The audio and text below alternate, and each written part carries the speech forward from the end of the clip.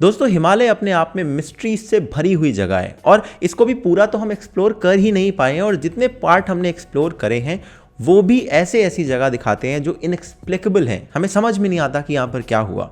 और चूंकि हम इस चैनल पर पास्ट पीपल और प्लेसेस की बात करते हैं, इसलिए आज एक ऐसे प्लेस के बारे में बात करूंगा जिसके बारे में सुनकर आप भी शायद चकरा जाएंगे। मैं बात कर रहा हूं रूपकुंड लेक के बारे में। रूपकुंड लेक जो कि 5000 मीटर ऊंचाई पर स्थित है और एक माउंट त्रिशूल है उसकी ढलान पर बनी हुई है। और ये लेक इसलिए मिस्ट्री लेक भी कही जाती है क्योंकि इस लेक के इर्द गिर्द और इसके बॉटम में बहुत सारे नर कंकाल यानी कि ह्यूमंस के स्केलेटन्स मिलते हैं। तकरीबन 800 ह्यूमंस के स्केलेटन यहाँ पर पड़े हुए आज भी देखे जा सकते हैं। दरअसल मोस्ट ऑफ द टाइम अगर आप यहाँ पर जाएंगे तो ये लेक जमी हुई रहती है ना, और श्रिंक हो जाती है। बट जब थोड़े टाइम के लिए लेक पिघलती है तो इसके बॉटम में जो, क्योंकि वाटर बहुत क्लीन है, आपको बहुत सारे स्केलेटन दिखते हैं और इसके आसपास भी ये स्केलेटन फैले हुए दिखाई देते हैं। दरअसल 1942 में जब यहाँ पर अंग्रेजों का शासन था तब वहाँ पर एक फॉरेस्ट रेंजर गुजर रहे थे जिन्होंने इस लेक को नोटिस करा और यहाँ पर पहली बार ह्यूमन स्केलेटन्स देखे। तब ये बहुत बड़ा सवाल उठा कि ये स्केलेटन्स कौन थे, ये कहाँ से आए, ये क्यों आए और इनकी डेथ कैसे हुई। और इन्हीं सारे सवालों को एक्सप्लोर करने के लिए अलग अलग रिसर्चेस इसमें की गई। सबसे पहली थ्योरी बताई गई कि 1841 में भारत के कुछ सैनिक जो कि तिब्बत की तरफ कूच कर रहे थे वो इस रास्ते से गुजर रहे थे और या तो उनकी बीच में ही कोई लड़ाई हुई या फिर वो किसी नेचुरल कैलेमिटी का शिकार बन गए और उनकी यहाँ पर अनफॉर्चुनेट कंडीशंस में मौत हो गई।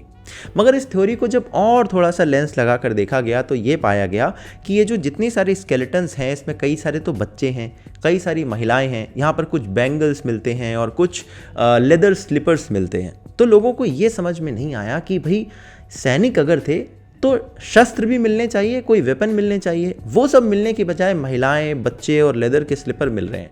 इसकी वजह से ये जो पहली वाली थ्योरी है इसको खारिज कर दिया गया। फिर निकल के आई थ्योरी नंबर 2। यहाँ पर बताया गया कि भाई दरअसल चूंकि यहाँ पे 800 से ज़्यादा ह्यूमन स्केलेटन्स हैं, इसका मतलब ये कोई एक ग्रेवयार्ड रहा होगा और कभी कोई पैंडमिक या एपिडेमिक यहाँ पर फैली होगी तो इलाके के लोगों ने ये निर्णय लिया कि भाई यहाँ पर एक लेक है, यहाँ पर जाकर हम अपने शवों को छोड़ देते हैं ताकि इनकी वजह से और ये एपिडेमिक ना बढ़ पाए। मगर इस थ्योरी को भी बाद में नकारना पड़ा क्योंकि जब इन शवों को देखा गया तो उसमें पता चला कि कुछ में तो अभी भी जो उनका मांस था वो लगा हुआ था, कहीं पर बाल लगे हुए थे क्योंकि वहाँ का टेम्परेचर ऐसा है ना, तो जमे रहते हैं, तो ये प्रिजर्व था। तो जब इन सबको चेक किया गया, इनकी बोन्स को चेक करा गया तो पता चला कि इनमें तो कोई इस तरह की बीमारी नहीं दिखती। ऐसा दिखता है कि सारे स्वस्थ लोग थे जिनकी अचानक से मौत हो गई। प्लस जब इनके स्केलेटन्स को ध्यान से देखा तो कई सारे स्केलेटन्स के सिर क्रैक्ड ओपन थे, तो ऐसा लगा जैसे इनके सिर पर कोई भारी चीज गिरने की वजह से इनकी मौत हुई हो। इसीलिए ये एपिडेमिक वाली बात को भी पूरी तरह से नकार दिया गया। और अब आती है हमारे सामने थ्योरी नंबर 3। यहाँ पर कहा जाता है कि चूंकि यहाँ पर एक नंदा देवी जी की पहाड़ी है, एक मंदिर भी है और नंदा देवी राज जाट नाम से एक यात्रा भी निकलती है। तो बताते हैं कि कोई राजा हुआ करते थे, उनकी राजा, उनकी रानी और उनके प्रजा के कुछ लोग इसी यात्रा में जाते थे और उसी से ये एक्सप्लेन होता है कि वहाँ पर क्यों बैंगल्स हो सकते हैं, क्यों बच्चे हो सकते हैं, क्यों महिलाएं हो सकती हैं, क्योंकि हो सकता है ये एक पिलग्रिमेज रहा हो जो उस मंदिर की तरफ जा रहा था और बीच में कोई तूफान आया, कोई बर्फीला तूफान आया जिसकी वजह से इनकी मौत हो गई हो। और इसकी कहानी दरअसल लोकल फोक सॉन्ग्स में भी मिलती है। तो उत्तराखंड के इस रीजन में जब आप जाएंगे, लोगों से बात करेंगे तो वो ये बताते हैं कि हमारे यहाँ एक फोक सॉन्ग चलता है जिसमें कहा जाता है कि नंदा देवी जब रुष्ट हो गई तो उन्होंने ऐसे बड़े बड़े ओले बरसाए जो कि लोहे से भी ज्यादा सख्त थे और उसकी वजह से शायद इन लोगों की मौत हुई हो। तो एक लंबे समय तक ये धारणा बन गई कि भाई थ्योरी नंबर 3 ही असली कारण है इन सारी मौतों का और ये सारे स्केलेटन्स के पीछे का यही एक्सप्लेनेशन है।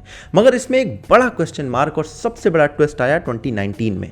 2019 में क्या हुआ कि 5 साल की एक रिसर्च जो चल रही थी जिसमें कि 28 को ऑथर्स इन्वॉल्व थे जो कि 16 इंस्टीट्यूशन से आते थे और ये इंस्टीट्यूशंस इंडिया, यूएस और जर्मनी में बेस्ड हैं।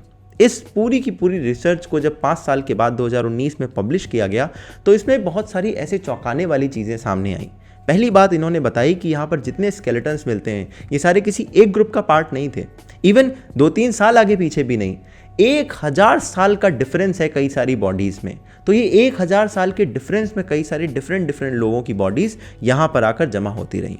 दूसरी बात जो इन्होंने बताई, जो और ज्यादा गहरा देती है इस पूरे सस्पेंस को, वो ये है कि इस स्केलेटन्स में कुछ लोग तो साउथ एशियन मूल के थे, जो इधर के एरिया के लोग आते हैं, बट कुछ ऐसे भी लोग थे जो कि ग्रीक आइलैंड से आते हैं, जो कि इस समय यूरोप में पड़ता है, ग्रीक आइलैंड ऑफ क्रेट, वहां के भी लोग यहां पर दिखाई देते हैं इन स्केलेटन्स में।